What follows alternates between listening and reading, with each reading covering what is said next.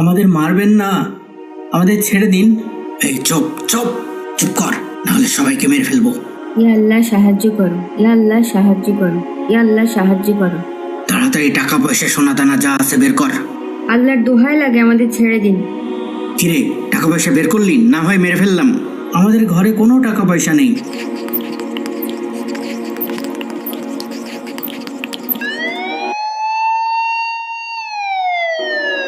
ওস্তাদ, police! Police কেমনে টের পাইলো? চল চল কেটে পড়ি।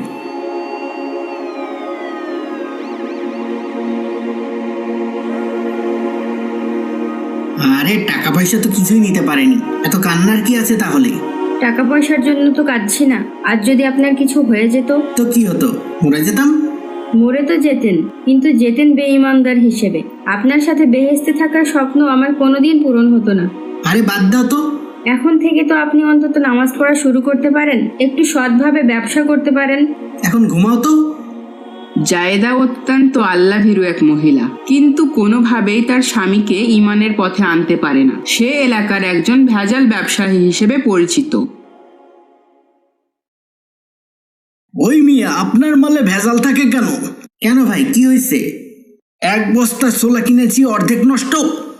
ছোলা তো সব ওই রকমই। কে বলেছে? পাশের দোকানের ছোলাই তো অনেক ভালো। আপনার ভেজাল জিনিসের জন্য আমারও লস হয়। নিজে সৎভাবে ব্যবসা করেন না, আবার অন্যকেও কি করতে দিবেন না? আইসে আমার সৎ ব্যবসায়ী। জিনিসপত্রের যা দাম, পণ্যে ভেজাল না দিলে লাভ করব কিভাবে? আর খাবই বা কি? আমাদেরও তো পরিবার আছে। হঠাৎ বাড়ির বাইরে পুলিশের সাইরেনের শব্দ। জায়েদা বাইরে এসে দেখে একটা বাচ্চা ছেলে খেলনা পুলিশের গাড়ি হাতে খেলা করছে। বাবু, কাল রাতেও কি তুমি এই গাড়ি দিয়ে শব্দ করছিলে? হ্যাঁ। আসসালামু আলাইকুম ভাবি। ওয়ালাইকুম আসসালাম। ওর আব্বু কাল শহর থেকে এই গাড়িটা কিনে এনেছে, তারপর সে রাত থেকে চালিয়ে যাচ্ছে। শব্দে ঘুমাতে পারছিলাম না ভাবি। ও আচ্ছা। হাতটা ব্যথা হয়ে গেছে রোজ রোজ এই পাঞ্জাবি ধুতে ধুতে। প্রতিদিন ধুতে হয়? হ্যাঁ ভাবি, ও নামাজ পড়ে তো, আবার ব্যবসাও করে, তাই রোজ রোজ পাঞ্জাবি পরে বাইরে যাই, তাই কাপড় পাক পবিত্র না হলে তো হয় না। আমাদেরও নামাজও পড়ে না, রোজ রোজ পাঞ্জাবি শুকানোর ঝামেলাও নেই। কেন আপা, নামাজ পড়ে না কেন? পড়েন না তো কি করব? বুঝাবেন। আপা, বুঝিয়ে হয় না। আল্লাহ তাআলা হেদায়েত না দিলে কি হয়? তা তো ঠিকই আপা, কিন্তু আপনার হাল ছাড়লেও তো চলবে না। তা ঠিক, আর দোয়াও তো কম করি না। শুনেন আপা, রোজ তাহাজ্জুদে নামাজের সময় দোয়া করবেন, সাহায্য চাবেন, আর আপনার বাড়িওয়ালার জন্য হেদায়েত চাবেন। এই সময় আল্লাহ তাআলা দোয়া কবুল করেন। হ্যাঁ আপা, এই একটা কাজই এখনো করা হয়নি। আজ থেকেই আমি তাহাজ্জুদে নামাজ পড়বো ইনশাআল্লাহ। আচ্ছা আপা, তাহলে গেলাম, আমাদের বাড়িওয়ালা আবার খেতে আসবে এক্ষুনি। ও আচ্ছা আপা, যান। আসসালামু আলাইকুম। ওয়ালাইকুম আসসালাম। মাঝরাতে যখন স্বামী সন্তান ঘুমাচ্ছে, ইয়া আল্লাহ, আপনি দয়াময়। আপনি আমার স্বামীকে হেদায়েত দান করেন, যেন সেও আপনার পথের সন্ধান পায়। হে আল্লাহ, আপনি আমার এই দোয়া কবুল করেন। আমিন। পরদিন সকালে শামসুদ্দিন দোকান থেকে ফিরে জায়েদাকে বলে, গতবারের যে পুরানো সোলার বস্তাটা আছে না, ওইটা একটু রোদে দিও তো। ওগুলা তো নষ্ট হয়ে গেছে, ওগুলা আবার রোদে দিতে হবে কেন? যা বলি তাই করো। কিছু নতুন ছোলা কিনে আনবো, আর একসাথে মিশিয়ে চালিয়ে দেবো এবার। আল্লাহর দোহাই লাগে, আপনি এই ভেজাল ব্যবসা বন্ধ করুন।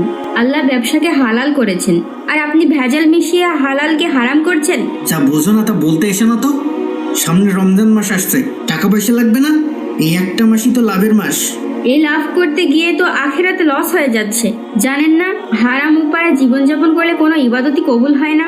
যাও যাও, তোমার এই উপদেশ বন্ধ করো। হে আল্লাহ, এনার হেদায়েত কি কোনোদিনও হবে না?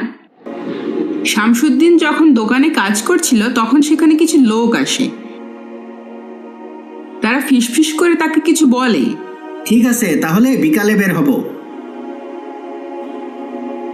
এরপর শামসুদ্দিন বাড়িতে আসে আর জায়েদাকে বলে, মালামাল কিনতে শহরে যাচ্ছি, আসতে দেরি হবে। তোমরা খেয়ে ঘুমিয়ে যেও, ঠিক আছে? দাঁড়ান দাঁড়ান। আচ্ছা আচ্ছা, ঠিক আছে ঠিক আছে। ভাই, রাত তো অনেক হয়ে গেছে, এখন যাওয়া কি ঠিক হবে? হ্যাঁ, গাড়িও তো তেমন দেখছি না।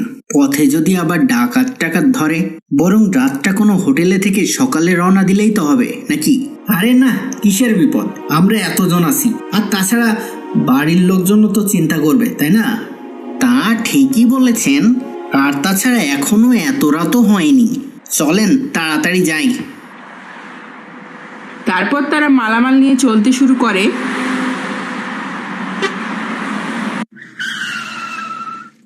কি হলো? রাস্তার উপরে গাছ পড়ে আছে। নামা ঠিক হবে? দাঁড়াও, সবাই একসাথে নামি। এই যা আছে সব দে, নয়তো শেষ করে ফেলবো। ভাই দয়া করেন, এগুলো আমাদের কষ্টের মালামাল। এগুলো নিলে এবারের রোজে আমাদের না খেয়ে থাকতে হবে।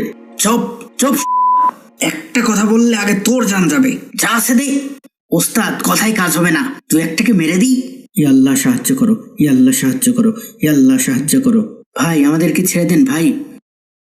দাঁড়ান দাঁড়ান, যদি কোনো বিপদ আপদ হয় এই দোয়াটা একটানা পড়বেন। আমি কখনো এই দোয়া পড়ে ব্যর্থ হইনি। কি যেন দোয়াটা বলেছিল? লা ইলাহা ইল্লা আনতা সুবহানাকা ইন্নী কুনতু মিনাজ জালিমিন। লা ইলাহা ইল্লা আনতা সুবহানাকা ইন্নী কুনতু মিনাজ জালিমিন। কিরে, তাড়াতাড়ি বের কর, না হলে এক কপি শেষ করে দেব। আমাদের মায়েরেন না ভাই, ভাই আমাদের বাচ্চাগুলো এতিম হয়ে যাবে ভাই। লা ইলাহা ইল্লা আনতা সুবহানাকা ইন্নী কুনতু মিনাজ জালিমিন। লা ইলাহা ইল্লা আনতা সুবহানাকা ইন্নী কুনতু মিনাজ জালিমিন। আচ্ছা, আমার এই দোয়া কি কেউ শুনতে পাচ্ছে? আমি তো মনে মনে পড়ছি। এই বিপদ থেকে কিভাবে রক্ষা পাবো? ওস্তাদ, পুলিশ! তাড়াতাড়ি পালা, তাড়াতাড়ি পালা। আল্লাহ বাঁচিয়েছে। চলো চলো, তাড়াতাড়ি এখান থেকে সরে পড়ি। নিজের অজান্তেই শামসুদ্দিনের চোখ দিয়ে পানি গড়িয়ে পড়ে। মনের ভিতরে একটা অদ্ভুত অনুভূতি কাজ করে। বাড়ি ফিরে সে তার স্ত্রীকে কিছুই জানায় না।